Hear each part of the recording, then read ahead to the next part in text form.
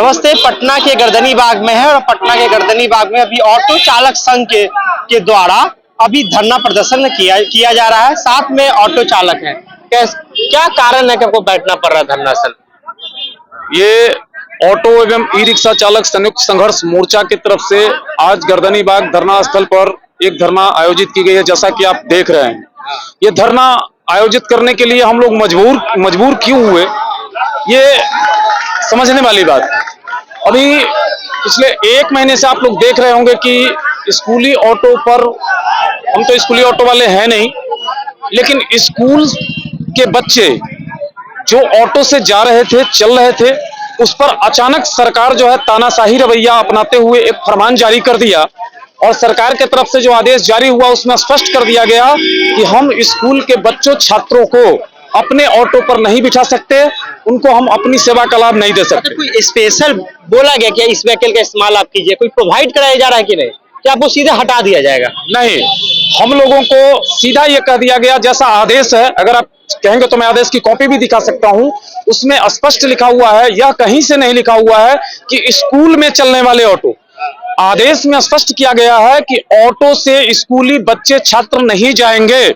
परिणाम यह होगा कि अगर हम चलते हैं तो जो बच्चे सड़क पर खड़े हैं, जो खुदरा किराया देकर के ऑटो का यात्रा करते हैं, हम उनको भी नहीं बैठा सकते, क्योंकि वो स्कूल यूनिफॉर्म में होंगे और हमारे ऑटो पर बैठेंगे तो यातायात प्रशासन हमको पकड़ के फाइन कर देगी।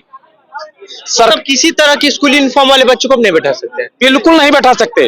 कल एक बैठक आयोजित की गई थी, माननीय ये हमारे पुलिस अधीक्षक यातायात महोदय और जिला परिवहन पदाधिकारी उसमें उपस्थित थे, हमारे सारे ऑटो एसोसिएशन के लोग थे।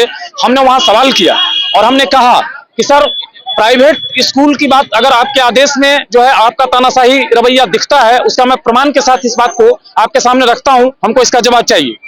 मैंने कहा कि ये बताइए कि हम आपके इस प्रतिबंध लगाने से सिर्फ ऑटो चालक प्रभावित होगा, ऐसा नहीं है, इससे आम लोग भी प्रभावित होंगे। और वो कैसे प्रभावित होंगे मैं बताता हूं।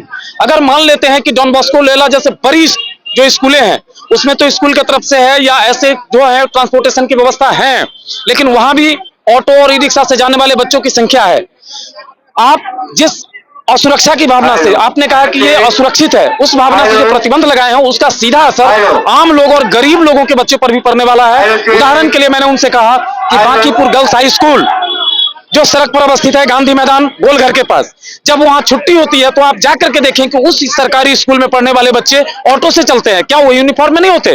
वो भी ऑटो पर बैठते हैं और अपने घर तक जाते हैं। कोई राजापुर उतरते हैं, कोई कहीं उतरते हैं, कोई कहीं उतरते हैं। आप चले जाइए जेडी वुमेन्स कॉलेज के पास, वहां भी स्कूल के छात्र आते हैं, ऑटो से उतरते हैं, स्कूल जाते हैं।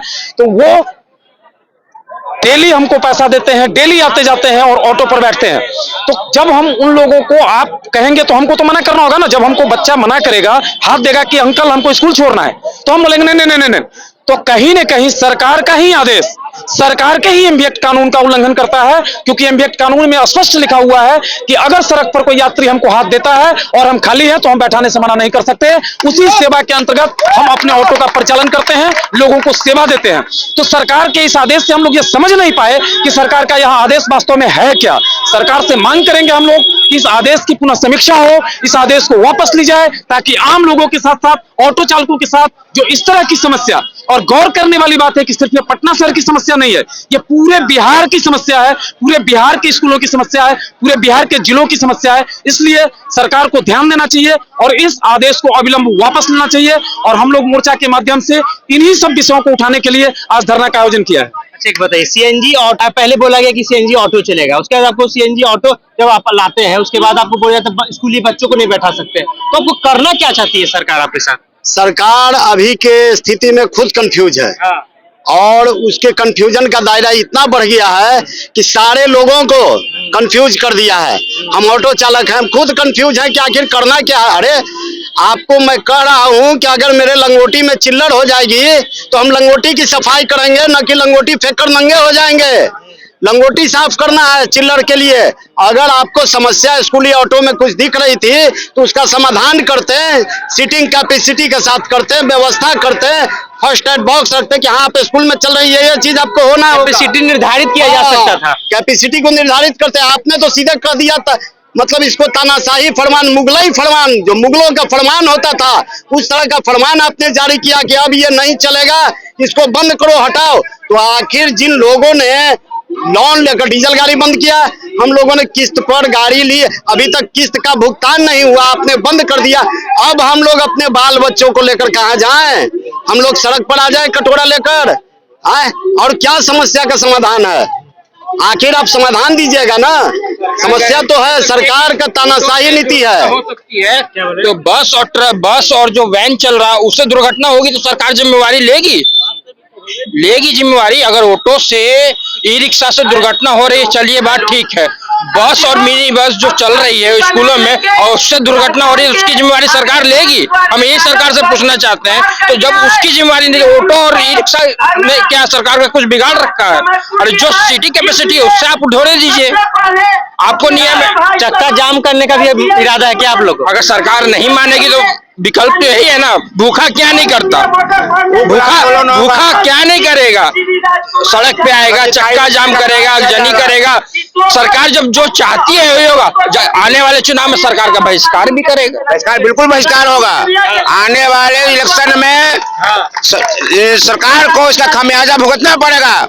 हमको तो लगता है ना कि सरकार के पास इसको पता भी नहीं है, इसका अगल बगल जो चम्मच सब है ना सर, वही इसको पास करवा के और सरकार का विरोध वाला काम करवा रहा है कि पटकनिया देवे का काम कर रहा है कि सरकार उलट जाए।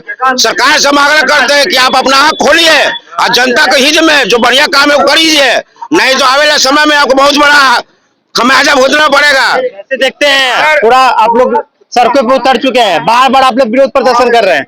तो विरोध प्रदर्शन भी जरूरी ना है सर, क्योंकि अभी 2 साल भी नहीं हुआ, नया ऑटो ले चुके हैं सीएनजी। पहले डीजल गाड़ी था, डीजल गाड़ी बंद हो चुकी, अभी 2 साल भी नहीं हुआ है, वो डीजल सीएनजी लिए हैं हम लोग। वो भी किस्त पूरा नहीं हुआ है बहुत सारे लोग को। अब बताइए आप, और जो परिवहन मंत्री हैं वो एक्शन तक नहीं ले रहे हैं। एक्शन लेना चाहिए। और हम लोग का ऑटो एकाएक बंद हो चुका। आप बताइए कि हम लोग 2 दिन से ऑटो बंद किए हुए हैं, सारा लोग के पैसा रुका हुआ है। अब हम लोग का बाल बच्चा स्कूल में जाता है। आप बताइए अप्रैल मार्च में जो एडमिशन होता है वो पैसा भी नहीं दे चुके हैं स्कूल में। अब बताइए, अब एकाएक गाड़ी बंद हो चुकी है। आप बताइए किसके पास पैसा है कि 4 व्हीलर खरीदेगा, 4 व्हीलर खरीद लेगा, उसमें भी पाबंदी है कि 14 बच्चा नहीं ले रहा, 12 बच्चा नहीं ले रहा। सब चीज के लिए समय दे रहा है सरकार, तो इस चीज के लिए समय देना चाहिए ना।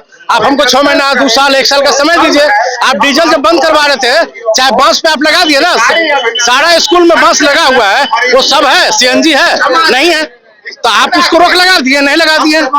उससे एक्सीडेंट हो रहा है तो उसका आप रोके नहीं लगा रहे, हम लोग का रोक लगा रहे हैं। आप हमको समय दीजिए ना। मैं एक छोटी सी बात और आपको बता दूं कि अभी आप देख रहे होंगे मेरे हाथ में ये गजट की कॉपी है। इसका हवाला कल दिया जा रहा था और इसमें कहा जा रहा था कि इसमें 22-23 मानक है जो ऑटो चालक पूरा नहीं करते। आप लोग सारे मानक को पूरा कर रहे हैं। मैं इसी पर आपको ये बात कहने जा रहा हूं कि अगर ये मानक स्कूल में बच्चों को उठाने के लिए तय की गई थी सरकार की तरफ से, तो ये मानक की सारी व्यवस्थाएं ऑटो चालकों के पास नहीं होता, इनकी सारी व्यवस्थाएं कंपनी के पास होती है। जब 2020 में जब ये गजट बना तो सरकार ने कंपनी को डायरेक्शन क्यों नहीं दिया कि ऑटो सड़क पर आएगा तो इन मानकों के साथ आएगा, ताकि इस तरह की आने वाले समय में हमको आदेश जारी नहीं करना पड़े। ऑटो आ गया, हम उसको चला रहे हैं। और सरकार का जो आदेश है उसमें यह साफ साफ दिखता है कि सरकार आज हमको कहती है कि ये मानक नहीं है, अव्यवस्थित है। आज स्कूली बच्चों को नहीं ले जाना है, कल को कह दे महिलाओं को नहीं ढोना है, परसों कह दे बुजुर्गों को नहीं ढोना है। आप तो ऐसे तो कोई बैठा ही नहीं पाइएगा। यही तो मैं कह रहा हूँ, और चिंता हमारी इसी विषय पर तो है कि कल हमको ये कह दे कि आप बुजुर्ग लोगों को नहीं ले जाइए, सीनियर सिटीजन को नहीं ले जाइए, तो हम सवाल करते हैं कि तो फिर हम किसको ढोएंगे? सरकार को यह कहना चाहिए ना कि तुमको कहाँ ढोना है, वो तो है नहीं। आपने मानक तय किया हमको, तो हमको कहते सरकार की तरफ से कहा जाता। तो हम पूछना चाहते हैं कि ये आदेश जो हमारी समझ में आता है उससे स्पष्ट है कि हमको आप यात्री ढोने से भी आने वाले समय में ये जो अव्यवस्था की बात है, आरोप लगा के बंद करने का प्रयास करेंगे। तो आप हमको अभी बताएं कि क्या हम गंगा जी में जाके बालू ढोएं, हम सोन नदी में बालू ढोएं, हम किसी भट्टे में जाके ईंटा ठोक के लोगों के घर घर पहुंचाए? मैं सरकार से स्पष्ट मांग करता हूं कि सरकार इस तरह से गरीबों को परेशान न करे, गरीबों के रोजगार के साथ खिलवाड़ नहीं करे। अगर सरकार इस तरह की बात करती है तो 2025 के चुनाव में ये बिहार के तमाम ऑटो चालक, तमाम ई रिक्शा चालक, हम लोग इसका जवाब वोट के माध्यम से देंगे।